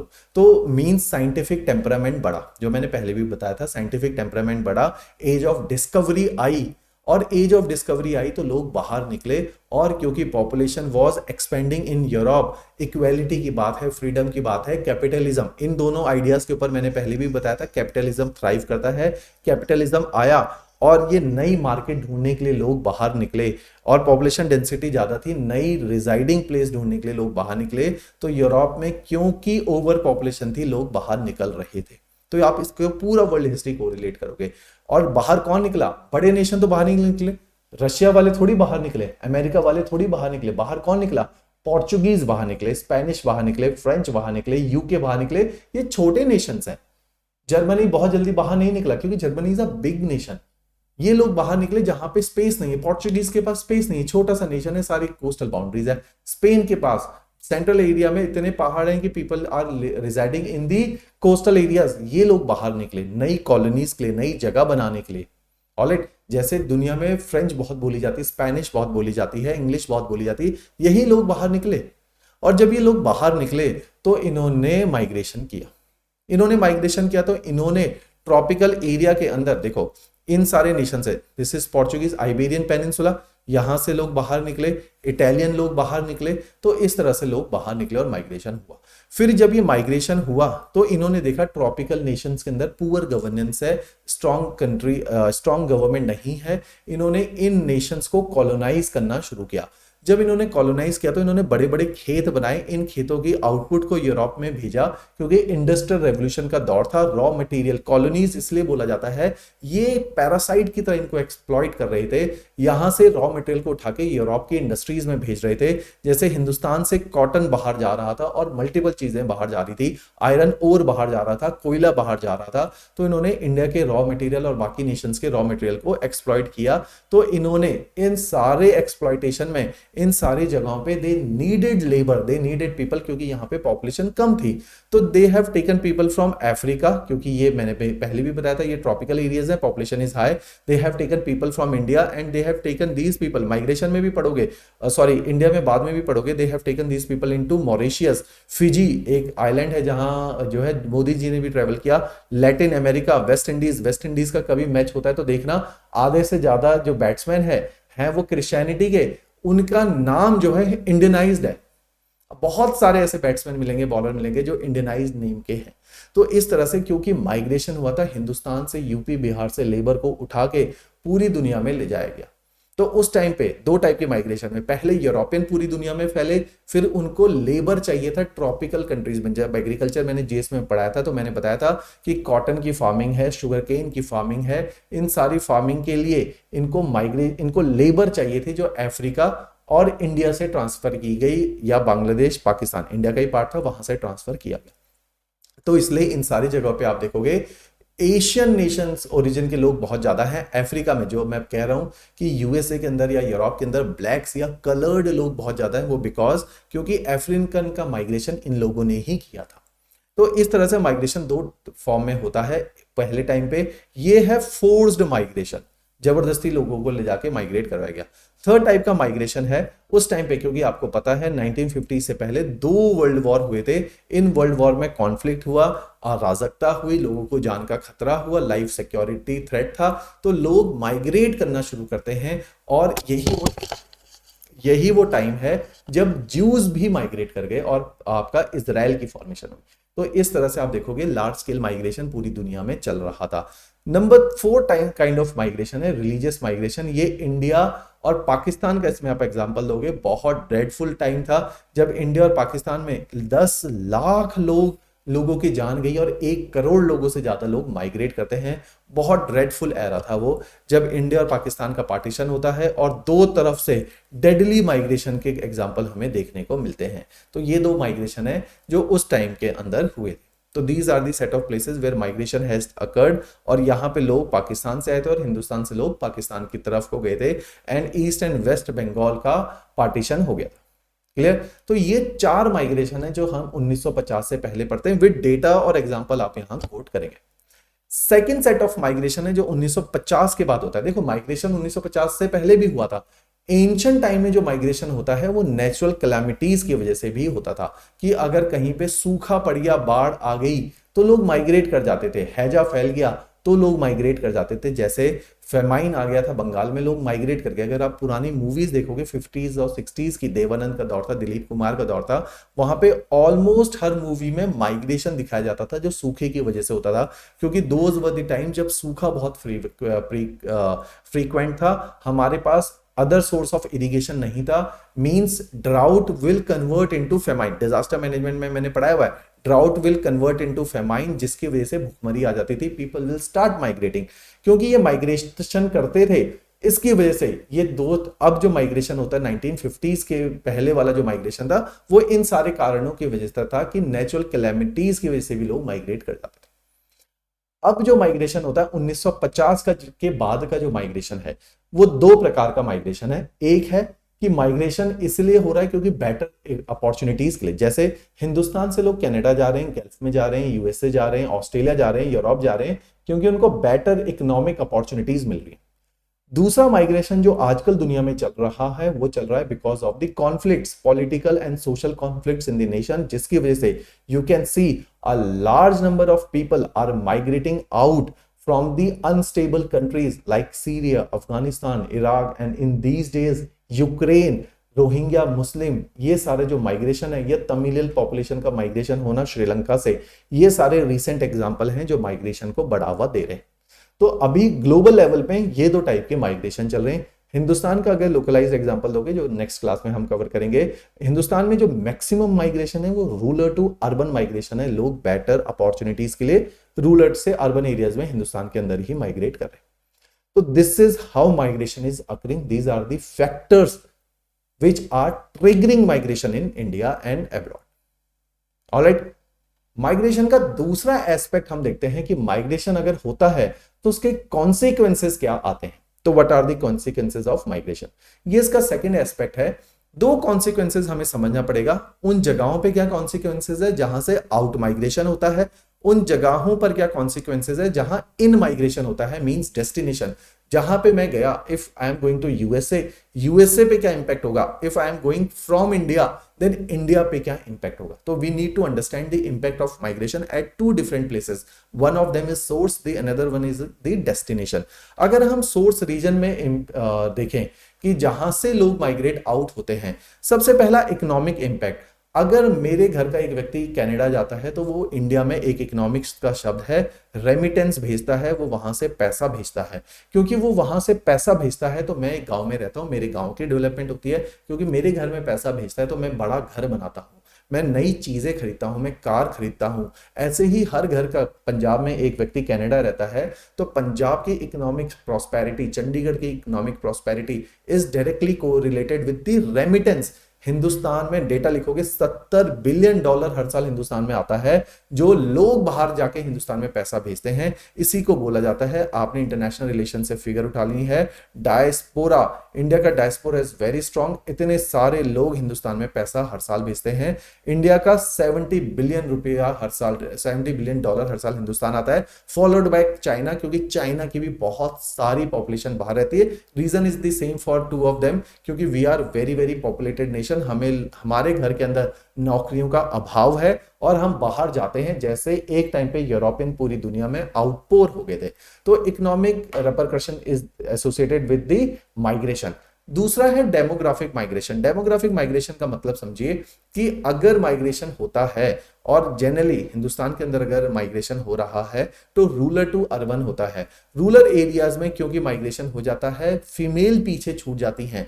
तो अगर आप देखोगे हिंदुस्तान में रूरल एरियाज में क्यों जो सेक्स रेशियो है वो बेटर है अर्बन एरिया से, क्योंकि अर्बन एरियाज में केवल मेन माइग्रेट करते हैं मेजरली, और विमेन जो है रूरल एरियाज में रह जाती है। तो अगर उनका डेटा निकाला जाए तो sex ratio is better in the rural areas. Similarly in demography also, जब माइग्रेशन जहां पर होता है वहां पे अनएम्प्लॉयमेंट भी बढ़ सकता है, वहां पे सेक्स रेशियो भी चेंज हो सकता है। साथ ही साथ डेमोग्राफी के अंदर हम ये चीज भी पढ़ते हैं कि नई जगह पे जाके नए पैटर्न, सोशियोलॉजिकल इंपैक्ट के साथ इसको कोरिलेट करो। अगर नई जगह पे लोग जा रहे हैं तो वो एक नया कल्चर लेकर जा रहे हैं। ऐसे ही हाइब्रिड कल्चर इवॉल्व होते हैं, और इसी से ही वर्ड देखो कॉस्मोपॉलिटन वैल्यू डेवलप होती है। मींस आपके अंदर वर्ल्ड लेवल पे जो नागरिकता है, हम कहते हैं हम कॉस्मोपॉलिटन सिटीज हैं। We do not belong to any one nation, क्योंकि हमारी फिर मल्टीपल आइडेंटिटीज हो जाती है। मैं 20 साल इंडिया रहा, लेकिन मैं 10 साल यूएसए रहा, तो मेरे को वो भी अपना नेशन लगता है, ये भी अपना नेशन लगता है। अब मैं कॉस्मोपॉलिटन हो गया हूँ। वहां पे अलग अलग आइडेंटिटीज के, नेशनैलिटीज के लोग आते रहते हैं, वो कॉस्मोपॉलिटन हो जाते हैं। तो मेरी एक्सेप्टेंस एंड टॉलरेंस बढ़ती है अगर माइग्रेशन होता है। जैसे मैंने आपको एलन सैंपल का बोला था, क्योंकि हिली एरियाज में उसकी ऑब्जर्वेशन है, people have not migrated from outside, तो वहां की सोसाइटी कंजर्वेटिव है। While in the plains area, since people were migrating here from centuries, तो पीपल हैव बिकम लिबरल्स, और यहाँ ये थोड़ा सा प्रोग्रेसिव आउटलुक के हो जाते हैं। So these are the sociological impact of migration. While on the destination region, you will see, sorry थोड़ा सा उल्टा मैंने यहाँ पे बता दिया सोशियोलॉजिकल में, कि जो सोर्स रीजन है वहां पे क्या होगा कि अगर मैं जाता हूं और बाहर माइग्रेट आउट हो जाता हूं तो मैं वहां से नई वैल्यूज, क्योंकि मैंने वहां नई वैल्यूज देखी। मैं यूएसए गया और मैंने देखा वहां पे विमेन एम्पावरमेंट बहुत स्ट्रांग है, एजुकेशन के आइडियाज हैं। जब मैं हिंदुस्तान आता हूं तो मैं ये सारी वैल्यू सिस्टम को लेकर आता हूं। आप रूरल एरियाज में देखेंगे, जो लोग शहरों से आते हैं और रूरल एरियाज में वापस आते हैं, हर घर से लोग वापस आते हैं, over a period of time rural areas की मानसिकता बदल जाती है। वहां अगर आप देखोगे शादियों में उस तरह का कल्चर दिखता है जो शहरों में होता है। अच्छी स्पेंडिंग करते हैं, अच्छा कपड़ा पहनते हैं, बच्चों को पढ़ाते हैं, एजुकेशन पे पैसा खर्च करते हैं, और एक अर्बन लाइफस्टाइल को जीते हैं। तो over a period of time sociological means उन एरियाज का कल्चर चेंज हो जाता है। ऑलराइट, जब हमने सोसाइटी पढ़ा था तो ग्लोबलाइजेशन में भी इसी तरह के इंपैक्ट्स को हम लोग देखते हैं। क्लियर है बात? अगर हम डेस्टिनेशन रीजन में देखते हैं, डेस्टिनेशन रीजन में एक ना सोर्स रीजन में और इंपैक्ट देखो। No doubt there is a theory कि जो सोर्स रीजन है वहां रेमिटेंस में पैसा आता है, लोग पैसा अपना वापस भेजते हैं। लेकिन एक और चीज होती है, जो बाहर जाता है देश से वो बेस्ट ऑफ द ब्रेन होता है।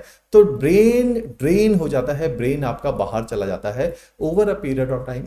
इट हैज बीन ऑब्जर्व कि ये इलाके थोड़े से पिछड़ जाते हैं, क्योंकि यहां से जो देखो जो बाहर जाएगा वो बूढ़ा नहीं जाएगा, वो कोई गधा भी नहीं जाएगा, जो बाहर निकल के जाएगा वो बेस्ट ऑफ द ब्रेन होगा। अगर वो ब्रेन यहीं पे रहता तो यहां पर भी वो कुछ कंट्रीब्यूट करता। तो एक ऐसी थ्योरी आई है, ये थ्योरी कहती है कि जो ब्रेन बाहर चला जाता है वो अपने साथ जो सारी डेवलपमेंट है वो डेस्टिनेशन रीजन में करेगा, और जो रह गया है, जो सोर्स रीजन है, वहां पे पैसा तो आएगा लेकिन वहां प्रोग्रेसिवनेस नहीं आएगी, वहां पे इनोवेशन नहीं होगी, वहां R&Ds नहीं होगी, क्योंकि यूथ वहां से माइग्रेट आउट हो गया। क्लियर है बात? अब डेस्टिनेशन रीजन में देखेंगे इसी चीज का जो सोशियोलॉजिकल इंपैक्ट होगा कि डेस्टिनेशन रीजन में over a period of time, जो मैंने बात बोली थी कि ये सोसाइटीज टेक्नोलॉजिकली एडवांस होंगे। जैसे after second world war America has spended a lot on research and development, क्योंकि दे नीड कि वो हमेशा आगे रहें। आगे रहने का मतलब है लगातार रिसर्च करो, पेटेंट होल्ड करो और लोगों को चीजें बेचो। जैसे एप्पल अपनी मैन्युफैक्चरिंग चाइना में करता है, लेकिन एप्पल का जो रिसर्च बेस है वो सारा यूएसए के अंदर बैठा है, टेक्नोलॉजी यूएसए में बन रही है, उसकी प्रोडक्शन चाइना में हो रही है, तो मींस ये आज केवल R&D का खा रहे हैं। ऐसे ही बहुत सारी कंपनीज हैं जिनकी R&D यूएसए में हुई है, क्योंकि कंपनीज यूएसए से ओरिजिनेट होती हैं लेकिन मैन्युफैक्चरिंग कहीं बाहर करवाएंगी, इनकी जो टेक्नोलॉजी और R&D टीम है वो यूएसए के अंदर रहेगी। तो इस तरह का सोशियोलॉजिकल इंपैक्ट होता है। They are retrieving the best of the world.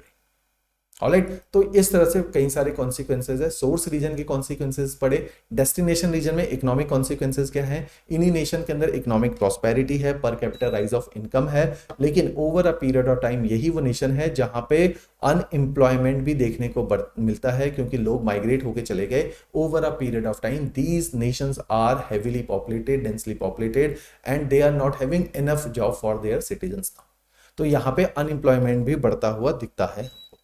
Similarly demographic consequences ज्यादा है over a period time in societies के अंदर, क्योंकि इन माइग्रेशन हुआ है, मल्टीपल नेशनैलिटीज के लोग, मल्टीपल कल्चर के लोग आके रह रहे हैं। तो many a times it had been seen कि यहाँ पे सेक्स रेशियो चेंज हो गया, many a time it has been seen कि यहाँ पे क्राइम रेट इंक्रीज भी हो रहा है। तो there are demographic and sociological repercussion also. तो इस तरह से हम माइग्रेशन को टू वे प्रोसेस देखते हैं, जहां डेस्टिनेशन रीजन पे भी कुछ इंपैक्ट है, कुछ सोर्स रीजन के ऊपर भी इंपैक्ट आता है। Alright, got the point. तो इस तरह से माइग्रेशन को हम लोगों ने समझना है।